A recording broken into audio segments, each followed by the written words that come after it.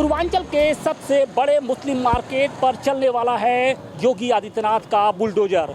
बनारस के बीचों बीच बने इस दाल मंडी मार्केट की 146 दुकानें और मकान होंगे जमींदोज, सड़कें चौड़ी होंगी और इसके साथ ही यहाँ पर अतिक्रमण का नामो निशान नहीं होगा। दरअसल योगी आदित्यनाथ की ओर से एक पहल की गई है जिसके तहत बाबा के सबसे बड़े दरबार यानी काशी विश्वनाथ तक श्रद्धालुओं की जो राह है उसको आसान करने के लिए अब एक नया अभियान शुरू किया गया है और इसके तहत जो सड़क है यानी बेनियाबाग से जो चौक को जोड़ने वाली सड़क है उसको चौड़ा करने का फैसला किया है। और इसके तहत जो दाल मंडी की ये सबसे पुरानी जो मार्केट है वहाँ की सबसे पहले आप तस्वीरें देखिए कि जो यहाँ की जो सड़क है वो बमुश्किल 10 से 15 मीटर ही है, लेकिन अब इस अभियान के तहत जो ये सड़क है इसको लगभग 17 मीटर के आसपास किया जाएगा। यानी दोनों तरफ यानी इस गली के दोनों तरफ लगभग 3 से 4 मीटर जो दुकानें हैं वो उसकी जद में आएंगी और सभी की सभी जो दुकानें हैं वो आपको जमींदोज कर दी जाएंगी। और इसके लिए बाकायदे 220 करोड़ रुपए का जो बजट है वो अलॉट किया गया है और अब जो दुकानों की नापी का जो क्रम है वो शुरू हो चुका है। 90 दुकानों का नापी हो चुका है, यानी आने वाले दिनों में सभी जो 146 दुकानें हैं उनकी नापी कर ली जाएगी और इसके बाद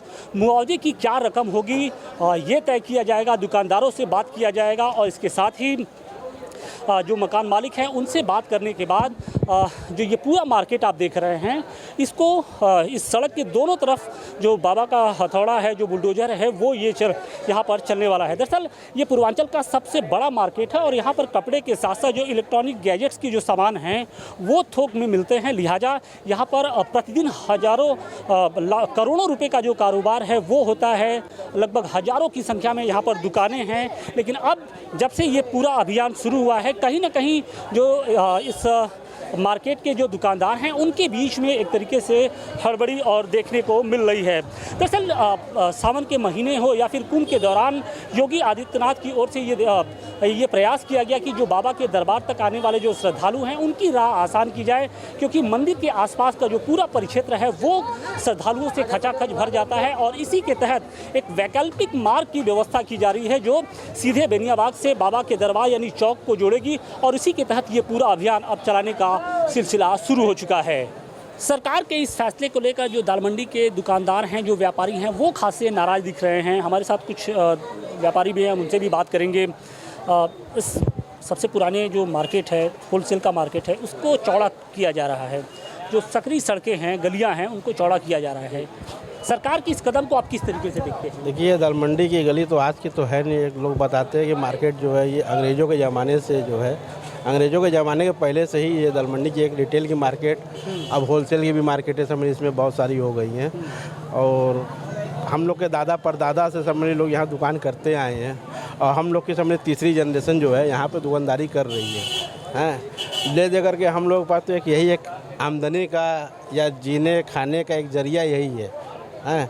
इसके बाद सरकार का जो फैसला है हमें तो नहीं समझ में आता है कि ये न्यायपूर्ण या संगतपूर्ण है, क्योंकि सरकार ने इशारा कर दिया है कि इस सबसे बड़े मुस्लिम मार्केट में अब हथौड़ा चलेगा, बुलडोजर चलेगा। मुस्लिम हिंदू की यहाँ कोई बात नहीं है। सरकार को इस चीज़ का ध्यान रखना चाहिए। जो लोग पुराने लगे हुए हैं, रोजी रोटी से लगे हुए हैं, उनको उजाड़ने का प्रयास तो नहीं करना चाहिए। हाँ, कोई चीज़ सलूशन होता है, सलूशन कोई बातचीत। इसके पीछे तर्क दिया ये जा रहा है कि काशी विश्वनाथ तक पहुंचने के लिए एक वैकल्पिक मार्ग की ज़रूरत है, क्योंकि कुंभ के दौरान हो या फिर सावन के महीने में हो या शिवरात्रि के महीने में हो या फिर पूरे वर्ष भर देखा जाए तो जो भीड़ है वो लगातार बढ़ती जा रही है और इस पूरे इलाके में प्रेशर है और ख़ासकर उस मंदिर तक पहुंचने के लिए। तो ऐसे में मंदिर तक पहुंचने के लिए एक वैकल्पिक मार्ग की व्यवस्था ये की जा रही है और जो दूसरी जो सड़कें हैं उनको और वहाँ भी चौड़ीकरण किया जाएगा। नहीं, जो आप कह रहे हैं पुराने प्राचीन शहर के अंदर गलियाँ सड़कें सबसे पुराने हिसाब से बसी हुई है ना। अब उसके अंदर आप चौड़ीकरण करेंगे तो पब्लिक के पीछे ही जो है वो दिक्कत होगी ना। चौड़ीकरण कहाँ किया जाता है? रोडों वगैरह पे किया जाता है, गलियों में तो चौड़ीकरण किया नहीं जाता है। नहीं किया जाता, क्योंकि बनारस को गलियों का शहर भी कहा जाता है, लेकिन अब इन गलियों के अस्तित्व पर संकट है और इसका खामियाजा यहाँ के व्यापारियों को भुगतना पड़ रहा है। सबसे पहले आपका नाम जानना चाहिए। मोहम्मद हामिद। मोहम्मद भाई, ऑप्शन क्या रहेगा अब आपके सामने, क्योंकि बाबा ने तय कर दिया है कि यहाँ पर बुलडोजर चलेगा। कार्रवाई शुरू हो चुकी है। 146 मकान चिन्हित कर लिए गए हैं, 90 मकानों का नापी भी हो चुका है। आने वाले दिनों में वो भी हो जाएगा और कंपनसेशन दिया जाएगा, लेकिन क्या वो उतना काफ़ी है रोजी रोटी के लिए? देखिए, हमें तो उम्मीद नहीं है कि सरकार हमारे साथ अन्याय करेगी। सरकार कोई ना कोई व्यवस्था निकालेगी हम लोगों के लिए, और योगी जी का ये फरमान है कि किसी भी एक भारतीय को बेरोज़गार ना रहने दिया जाए। तो हम भी भारत के वासी हैं, हमारा भी ध्यान उतना ही रखेगा जितना श्रद्धालुओं के लिए रखा जा रहा है, क्योंकि हम भी देशवासी हैं। हमारे लिए भी दिनचर्या इसी तरह होती है। हम लोग बनारस के वासी हैं, तो बनारसीपन गलियों ही में रहता है। आप गलियों से हट जाएंगे तो फिर बनारस का अस्तित्व ही ख़त्म हो जाएगा। अब रह गए कि श्रद्धालुओं को अगर तकलीफ़ होती है तो उसकी कोई व्यवस्था और भी बनाई जा सकती है। बड़े पैमाने पे ये व्यवस्था छोड़ी भी जा सकती है, कोई बड़ी बात नहीं होगी इसके लिए। कितने लोग इस एक अभियान से प्रभावित होने जा रहे हैं और उनके सामने ऑप्शन क्या रहेगा? देखिए, 10,000 दुकानें हैं यहाँ पे, कम से कम 10,000 दुकानें हैं, और 10,000 जब यहाँ पे बुलडोज़र चलेगा तो 10,000 लोग पूरे प्रभावित होंगे। और 10,000 लोगों की कितना बड़ा परिवार होगा, इसको आप सोच सकते हैं। एक आदमी की एक दुकान है, 10,000 दुकानें हैं इधर, तो कई लाख लोग प्रभावित होंगे। तो इसको आप जनहित में भी देखिए कि जनहित में आपका जो हमारा इससे जीवन यापन होता है, हम उससे जो है बिल्कुल अलग थलग हो जाएंगे। और फिर इस मार्केट में बताइए, इस मार्केट के बारे में बताइए कि ये किस तरीके का मार्केट है, होलसेल का मार्केट है, तो यहाँ पे क्या क्या बिकता है और कितने करोड़ का कारोबार होता है? देखिए, ये गरीबों की मार्केट है, ये होलसेल की मार्केट मोबाइल मंडी है। अगर यहाँ पे गरीब लोग आते हैं, आप कैमरा आप उधर राउंड अप करके दे सकते हैं, बिल्कुल निचले तबके के लोग आते हैं यहाँ पे, जो कि बार्गेनिंग करके सबसे सस्ता सामान यहीं पे मिलता है। तो इसलिए ये मार्केट का आम जनता से इस मार्केट का जुड़ाव है, और इसको यथा स्थिति इसकी बनाए रखनी चाहिए। क्या अपील करना चाहेंगे योगी जी? अगर टाइम्स नाउ भारत के जरिए आप योगी जी से क्या अपील करना चाहेंगे? मेरी योगी जी से यही अपील है कि वो इस क्षेत्र को छोड़ के थोड़ा बड़ा जगह देखें, जहाँ पे आने वाले वक्त में जितने भी यात्री हैं, जितने भी आते हैं यहाँ पे, उनको पूरी सुविधा मिले। यहाँ पे तोड़ भी देंगे तो उतनी यातायात सुगम नहीं होगी जितना भी आप यहाँ पे कर लें, क्योंकि यहाँ पे आबादी है, यहाँ पे बहुत घनी आबादी है। और यहाँ पर अगर सड़क चौड़ी उसको चौड़ा किया जाता है तो कहीं ना कहीं हज़ारों की संख्या में जो लोग होंगे वो प्रभावित होंगे। और आमतौर पे देखिए कि ये सड़क इतनी सक्रिय है कि यहाँ पर पैदल चलना भी बहुत मुश्किल होता है, तो गाड़ियों को चलने की तो बहुत दूर की बात है। आम दिनों में तो अभी चूँकि मार्केट खुला है तब ये अभी स्थिति है, नहीं तो यहाँ पर पैदल रखना, तिल रखने की भी जगह नहीं होती है। लेकिन अब इस मार्केट को 17 मीटर, इस मार्केट की जो सड़क है 17 मीटर चौड़ा किया जा रहा है। सरकार के इस कदम को किस तरीके से देखते हैं और क्या लगता है कि इसका फ़ायदा क्या दुकानदारों को भी मिलेगा? अगर यहाँ पर बाहर से आने वाले जो दुकानदार पर्यटक आएंगे, श्रद्धालु आएंगे, तो जाहिर सी बात है कि यहाँ का रोज़गार भी बढ़ेगा।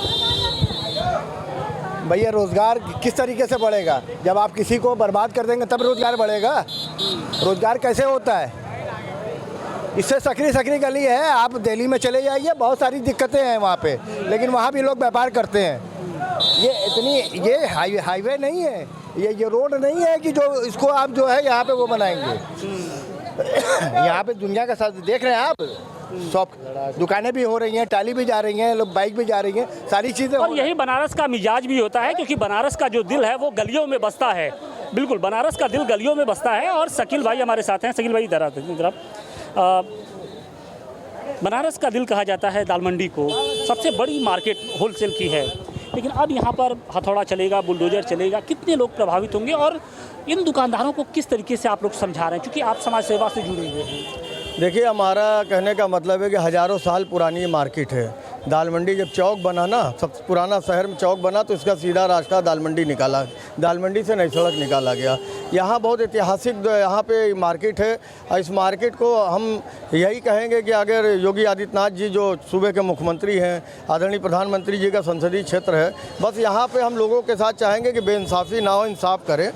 इंसाफ से जो भी काम कर रहे हैं, जब गवर्नमेंट जब इस चीज़ पे करने पे आ गई है तो उस पर जो है अपना इंसाफ दिखाए।